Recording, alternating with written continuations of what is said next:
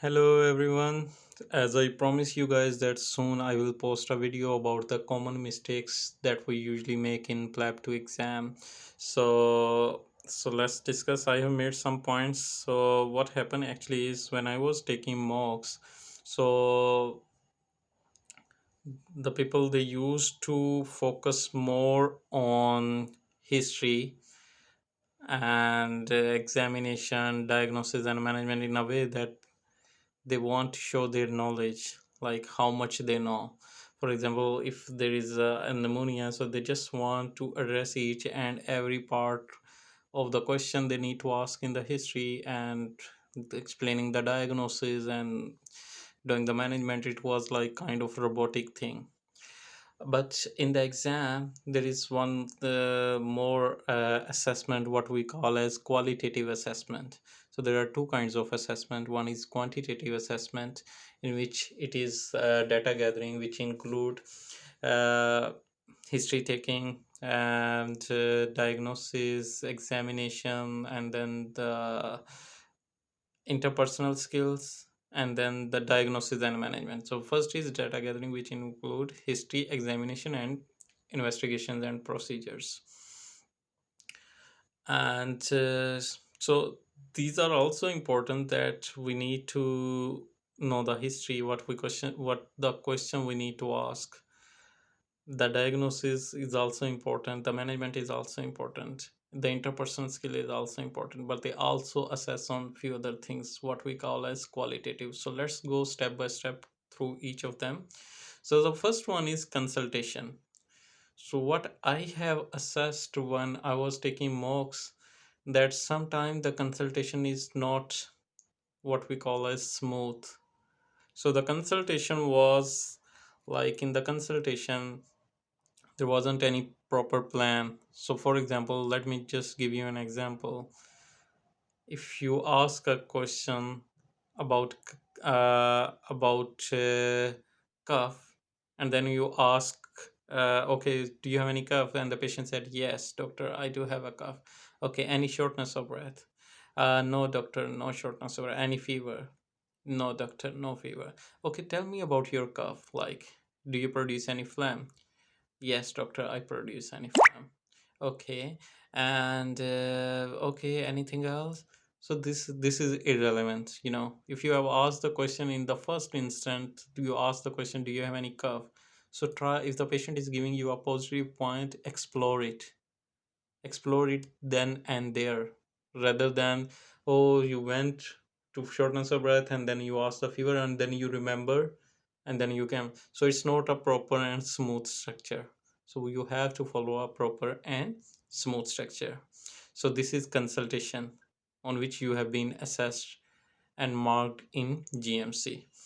So other thing in the consultation is irrelevant questions. So I have seen this a lot in my mocks exam.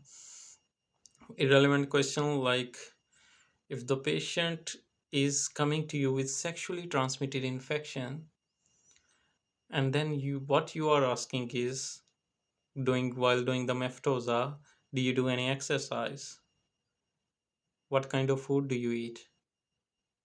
So these are the irrelevant questions. These questions become relevant when you are trying to ask, if the patient is coming to you with high cholesterol or a high blood pressure or something like that, in which lifestyle modifications like these are necessary.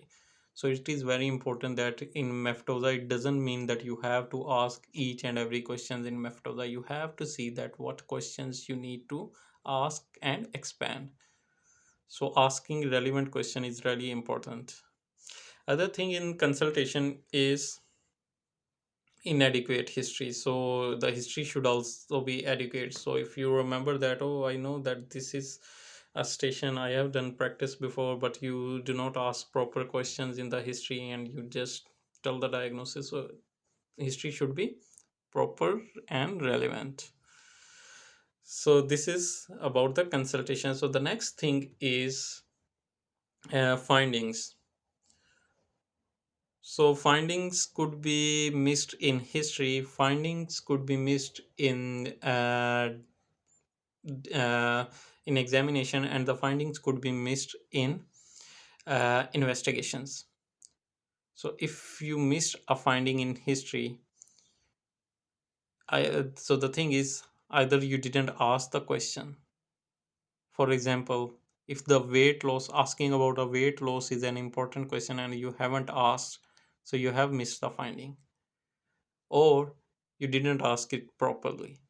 So if you have asked the questions about weight loss, but you didn't ask like how much weight have you lost, in how much period of time have you lost, was it intentional or unintentional, if it is a positive finding. So do you have missed the finding, you didn't ask it properly. In examination, so if there is a finding and you couldn't find it, so this is also a missed finding. For example, if there is a palpable bladder, which is a finding, for example, in in urinary obstruction, if for example there is a palpable bladder and you didn't find it, so this is a missed finding. And you have to say like in the examination, I can feel a bladder, I can palpate a bladder, it is distended, so you have to verbalize. So it is a missed finding in examination. In investigations, for example, mentioning the investigation ECD is important, and as you mentioned ECD, the examiner might show you the ECD, and you can get a finding, or he might verbalize whatever the finding on ECD is, but you forget to mention that I need to do ECD. So if you haven't mentioned it, he wouldn't show it. So this is another thing. So first, consultation, it should be smooth, no irrelevant questions.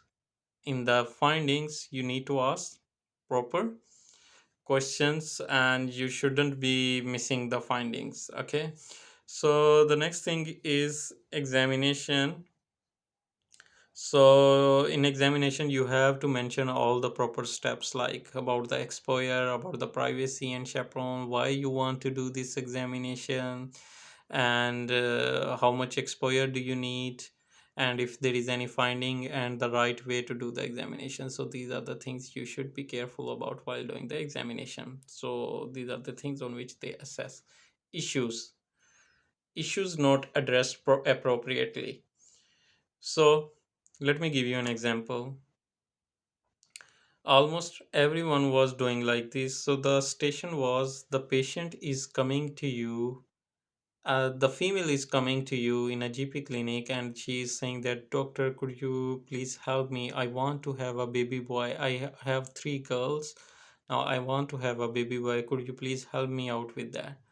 Okay, I can do that, but before that, I just need to ask you a few questions. Would that be fine? Yes, doctor.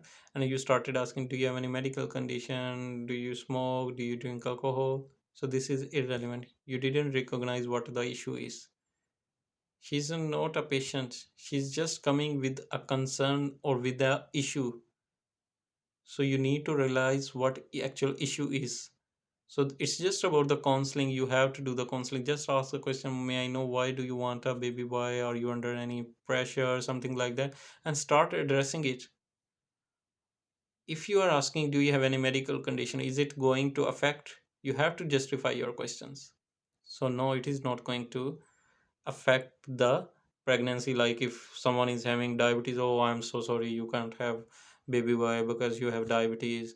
Or you are smoking, I'm sorry, you can't have a baby. So we need to justify. So ask, recognize what the actual issue is. For example, if the patient is coming to you uh, with mi, and the patient has like patient isn't doing any exercise and the patient is not eating a good food, and you start with, okay, so first of all, I want to say that you should quit smoking, you should do regular exercise. So this is not proper. The issue is the patient is in mi acute condition, so first we have to address it. So we need to see what actual the issue is, and we have to address it that way properly. Another thing is language. So the language should be simple. We should avoid medical jargons. We shouldn't use any medical jargons. So if there is pneumonia, chest infection, simply say that you have a chest infection. Do not mention about so sometime I have seen that, so this is ACE inhibitor, this is a drug, this is the class of drug. Do not mention that. Do not avoid medical jargons. Just say it simply. Bacterial kind of bugs, so this is a chest infection by bacterial kind of bugs, so say it. Time management is really important. If you have spent a lot of time in doing history, it is going to affect your examination and it is definitely going to affect your management. So you need to realize, like, with the practice you would be able to do that. So time management is important. Just see like how, what question do I need to ask and what question do I need not to ask. For example, if the station is of atypical pneumonia and you need to take a sexual history, do not go into much detail just to show the examiner. Just ask a question. Have you ever been diagnosed with any sexually transmitted infection? That's it. It will save your time. Rather than asking, are you sexually active? Do you practice safe sex? How many sexual partners do you have? So do not ask these questions. Just save your time. Time management is important. Diagnosis. So diagnosis, if you missed a diagnosis, so your management is also going to be affected. So explain the diagnosis in simpler way, make a correct diagnosis, and if you do not know, just do not lie. Just say that so I'm sorry that I'm not sure about your diagnosis, so it could be as simple as something like that. It could be as serious, something like that. But if in the history and examination there are some things which are suggesting that this could be something sinister, so you have to say it. So another mistake is people they are afraid to give bad diagnosis. So if the patient is giving a history of cough, patient is male, there is hemoptysis, there is weight loss, and when you talk about diagnosis and you are avoiding to give it like this is some cancer. If you are avoiding, I'm just giving an example, for example, it is a cancer, you are avoiding, it could be as simple as some infection, it could be as serious as some cancer. And then when the patient is in, so how you are going to treat me, it could be, if it is a simple infection we can give you some antibiotic, if it is a cancer so we will refer you to surgeon, they might do, there are different options, they might do surgery, they might give you some medication. If you are suspecting that this is, so from what you have told me and what I have assessed, so it seems like, but to be sure we have to do this investigation. And you need to know like how to break a bad news, giving information in chunks and seeing the patient response, and then give the information, give some warning shots. So these are the things we can talk those things later on. Rapport, so it's very important that you build a rapport with the patient. Okay, so you keep on involving the patient. All right, next is listening. Active listening is very important. For example, if the patient is saying, doctor, I'm not feeling well and I haven't passed a urine and it's so uncomfortable for me, doctor. So the patient has said three things. I'm not feeling well, I haven't passed urine since yesterday, and it is quite uncomfortable. So active listening mean you, so what people do is, okay, so you haven't passed urine for the last 24 hours. Could you please tell me more about that? They do not focus on that thing like, doctor, it is quite uncomfortable. Say it. I can imagine it is uncomfortable. I'm sorry. We will try to do everything what we can do for you. Start with this thing. It shows that you are actively listening. So there is something, the reason behind this, why they said that, doctor, it is quite uncomfortable. You need to pick up those things. So what we usually do is we just take history, we do the examination, we do the diagnosis, and we try to finish the session with the management.